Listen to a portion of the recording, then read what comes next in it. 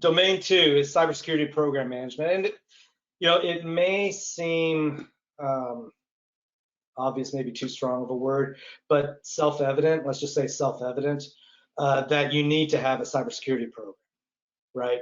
You need to have an official program in place that has sufficient staffing assigned to it to meet the needs, that has sufficient funding assigned to it, so that you can actually dedicate the time that you need to build out and answer the remaining elements of the cybersecurity framework, AES cybersecurity framework.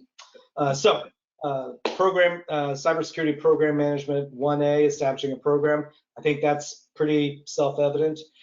2A and 2B, this is sponsorship. You need to, the company as a whole needs to be behind this activity.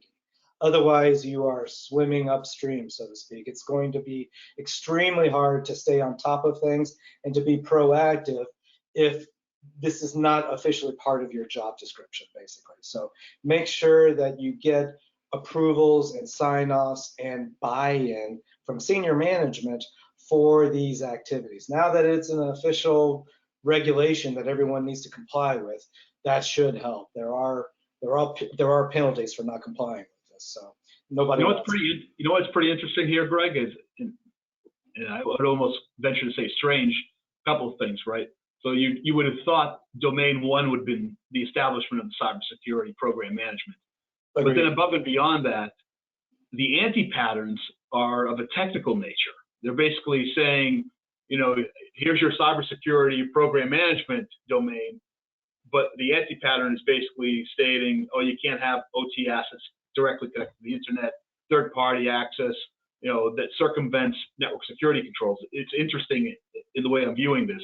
I would have thought this would have been more program management without an anti-pattern, but in this case, they have an anti-pattern above, basically saying you can start your risk management program, but directly connecting your OT assets to the internet undermines that program from the get-go.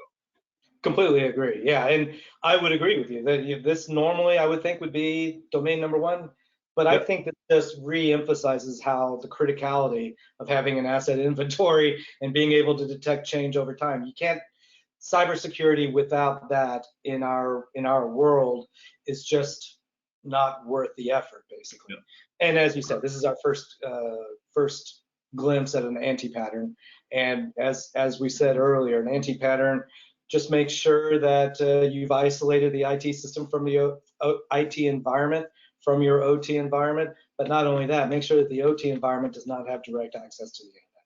Remote users, right? Sometimes, a lot of times, OEM vendors need to have remote access in order to get statistics off of their environment, of their systems, or maintenance purposes, or what have you. It doesn't really matter. Just make sure that some real cybersecurity critical thinking is being put in place when you grant that access. Just don't give them access to everything within your OT environment. Give them access to what they need to do their job, absolutely, but that doesn't mean everything.